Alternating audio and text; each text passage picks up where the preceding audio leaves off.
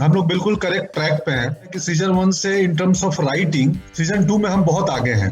हमें किसी को इतना कोने में नहीं कर देना चाहिए कि वो पर्सन फिर रिटेलिएट ऐसा करे कि फिर वो सब तहस नहस कर दे। I took it very very seriously. I didn't take it for granted. किसको किस तरह से यूज किया जा सकता है अपने एडवांटेज के लिए, और बहुत बखूबी करती है वो ये सब। मुझे बहुत बहुत जोर से एक्टिंग आई थी इस तरीके की करने के लिए। So जहाँ पर डांस नहीं भी करना है वहां पर भी डांस कर जाते हैं। और इसमें तो वो सीढ़ियां बता रहे हैं कि सीढ़ियां लगेंगी आप।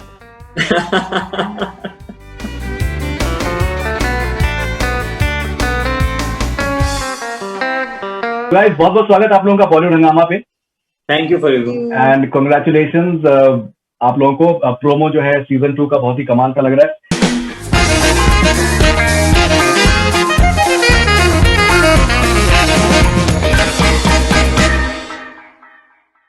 बहुत बार ऐसा होता है कि हमने रिसेंट टाइम में देखा है कि सीजन 1 बहुत कमाल का हो गया, लेकिन सीजन 2 में थोड़ा सा लोग जो हैं डिसअपॉइंट हो जाते। But this promo looks really good.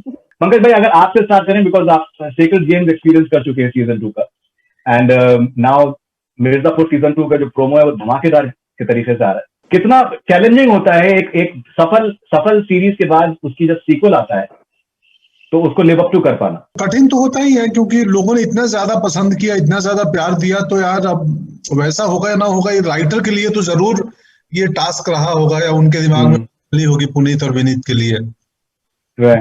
जो कहानी हमने पढ़ी और जिस कहानी पे हमने पार्ट 2 बनाई है, वो जान के हमें लगा कि यार हम लोग बिल्कुल करेक्ट ट्रैक पे हैं। मुझे पर्सनली देखा जाए तो मेरे को लगता है कि सीजन 1 से in terms of writing season 2 में हम बहुत आगे हैं। वाह। I think Puneet Krishna is a find. I think he is a fabulous writer. I think बहुत बढ़िया जो उनके अंडरस्टैंडिंग है ह्यूमन नेचर की, वो समझ में आता है। कभी वो शेक्सपियर पे खेल रहे हैं, वो कभी मतलब हिंदुस्तानी जो राइटर्स रहे उनके साथ में खेल रहे हैं। It is outstanding. ऑलराइट, सो मैं सबसे बहुत सारी बातें करना चाह रहा हूँ, लेकिन okay, let me come to Divyendu now. Divyendu, आपका जो किरदार है उसमें इतने शेड्स हैं। It's absolutely fascinating. Ali Fazal ने पिछले साल हम लोगों के एक इंटरव्यू में कहा था कि मैं चाहता था मुन्ना को प्ले करना, and I think anyone would have wanted to play Munna, because आप उससे मोहब्बत भी कर सकते हैं, आप उससे नफरत भी कर सकते हैं, और he can be lecherous, he can make being lecherous very appealing as well, और एट द सेम टाइम वो कभी कभार बेवकूफियां भी कर जाते हैं। जहां पर डांस नहीं भी करना है वहां पर भी डांस कर जाते हैं। और इसमें तो वो सीढ़ियां बता रहे हैं कि सीढ़ियां लगेंगी आपको। Tell me, maybe the best I think role of your career for sure. मैं एक्चुअली बहुत टाइम से वेट कर रहा था कि कोई एक ऐसी अपॉर्चुनिटी आए मेरे पास जहाँ पे क्योंकि आपकी हर एक की एक एज एन एक्टर एक जो भी आपकी फायर होती है, या जो भी आपको लगता है कि आप करके दिखा सकते हैं, या आपकी ट्रेनिंग ने जो आपको दिया है, आपको कई बार लग रहा होता है कि प्रोफेशनली आप बहुत सीमित हैं उसमें, लोग आपको बहुत ज्यादा दे नहीं रहे हैं करने के लिए, so that you can show the other side, you could show your artillery as an actor. तो जब मुन्ना मुझे मिला तो ये वही वाली बात थी कि ये मिला है, इसे करने में मजा आएगा, इसमें कुछ है। And I truly believe that it's the most author backed role of Mirzapur, and I feel very very fortunate. शायद इतने साल जो मैं जल रहा था अपने अंदर ही अंदर आग में एज एन एक्टर के, यार मुझे जो करना है मिल नहीं रहा है, वही chocolate boy next door, comedy films, ये जो मिल रहे हैं सिर्फ वही मिलता है। मुझे बहुत बहुत जोर से एक्टिंग आई थी इस तरीके की करने के लिए। so when it actually the opportunity came, I took it very very seriously. I didn't take it for granted. मुझे ऐसा नहीं लगा कि अब मिल गया है तो हो गया।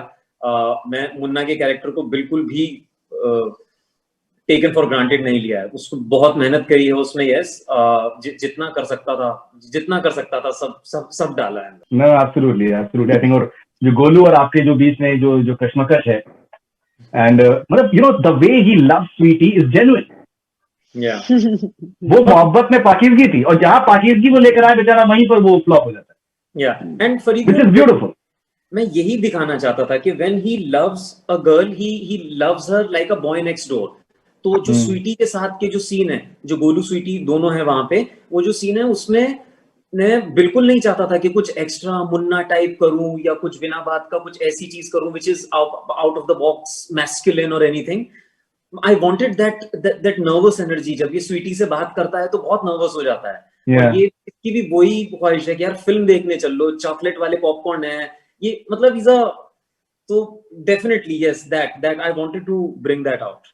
And Shweta, I think a very interesting character for you as well, because you know उसमें जो एक रिप्रेस्ड एनर्जी है जिसको वो कभी दूसरों के सामने नहीं लेके आना चाहती है, वो दुनिया के सामने वो एक बहुत ही एक जिसको कहेंगे सोशलिस्ट, एक बहुत ही पढ़ा लिखा, एक खुला दिमाग, इन अ वे आइडियलिस्ट एज वेल, कि आपको हिंसा की यूज नहीं करना चाहिए और आपको जो है अपने जो संस्कार हैं और अपने विचारों से आपको जीतने की कोशिश करनी चाहिए।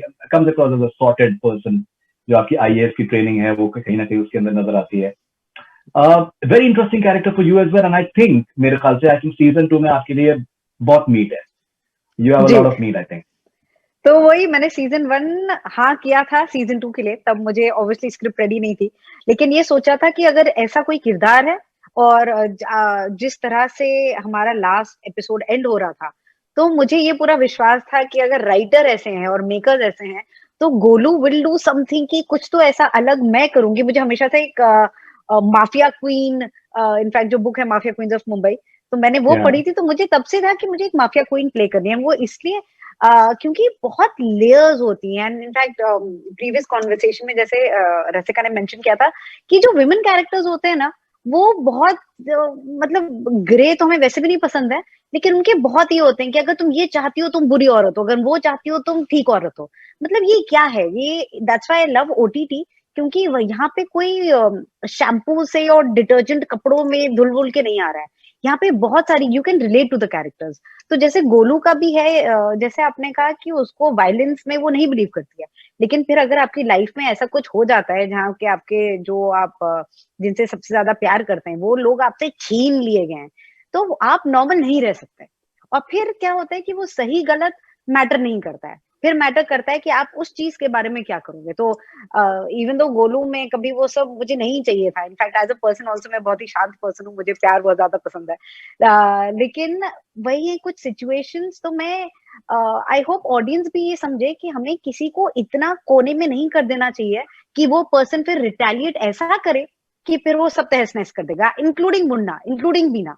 हम सबके आई थिंक कहीं ना कहीं बहुत रिलेटेबल कैरेक्टर्स हैं, और फिर उनको ऐसे चोक कर दिया गया है, और फिर जब वो रिएक्ट करते हैं तो उससे सोसाइटी को प्रॉब्लम है, उसको दुनिया से प्रॉब्लम है। लेकिन the society needs to understand कि सोसाइटी इज द वन जो चोक कर रही है। आप अगर वो नहीं करोगे तो ऐसे कैरेक्टर्स नहीं होंगे। गोलू की लाइफ बहुत हैप्पी और खुश वाली होती अगर एंडिंग ऐसी नहीं होती। And Rasika, coming to you, मैं आपको बहुत काफी टाइम से मैं आपको जानता हूँ और आई थिंक आप कमाल की आप एक्टर्स हैं। यू नो सिर्फ एक ही तरीके से कहा जा सकता है कि आपकी जो रेंज है आपकी एक्टिंग की, I think someone needs to recognise your talent, because जो एक तरफ हामिद आप प्ले करती हैं, एक तरफ आप मिर्जापुर प्ले करिए, and that too like in a very short span of time. It is simply outstanding. मेरा आपसे सवाल ये था कि दैट जो बीना त्रिपाठी हैं उनके अंदर जो होता है कि दिमाग का जो इस्तेमाल है वो इतना ज्यादा वो कैसे कर पाती हैं? मतलब बिकॉज सीजन 2 में प्रोमो में जिस तरीके से दिख रहा है वो मतलब she has moved on from Raja and all that, and she has moved on. बीना के लिए सीजन 2, खासकर सीजन 2 में it becomes about survival more than anything else. तो मतलब दिमाग तो है ही, बहुत शार्प है वो, और क्योंकि ज्यादा कुछ और नहीं करती है तो सारी एनर्जी और सारा एफर्ट अपनी प्लानिंग और प्लॉटिंग में चली जाती। तो सब she is aware of everything happening around her, सब सुन रही है, सब देख रही है। उसे ये भी पता है कि किसको किस तरह से यूज किया जा सकता है अपने एडवांटेज के लिए, और बहुत बखूबी करती है वो ये सब। और सीजन 2 में उसका एक तो एनीवे वो कैरेक्टर ऐसे ही हार्ड वायर्ड है जैसे हमने सीजन 1 में देखा है, जहाँ प्लॉटिंग है, मैन्युपुलेशन है, और साइलेंटली ऑब्जर्व करके ये सब चीजें खुद अपने तरीके से कर रही है, and single handedly, you know. तो सीजन 2 में आई थिंक वो बदले की भावना and also the idea of survival, तो I think those to make her character even more stronger in what she wants. तो I think that angle, that layer gets added in season 2 for her. And also season 1 के and में जहाँ कहानी को हम छोड़ते हैं, तो एक तरह का जो वायलेंस उसके साथ होता है और जिस तरह की ह्यूमिलिएशन वो एक्सपीरियंस करती है, सीजन 2 में you see a little bit of that, you see that journey from that humiliation and violence to her becoming Beena again. You know, the Beena who can take charge, the Beena who knows कि किसको किस तरीके से किसका इस्तेमाल करना है. तो I think that is also something which is interesting to watch in season 2. Okay, and तो बीना त्रिपाठी, मुन्ना त्रिपाठी के ऊपर जो कोशिशें कर रही हैं उनको भी रिझाने की, तो उसमें कामयाब होती हैं क्या? बस सीजन 1 में वो इन सब चीजों की कोशिश कर रही है. सीजन 2 में it's a little bit different, I think. I don't want to say too much, but I think Beena हर समय she sees Munna as a threat, मेरे हिसाब से.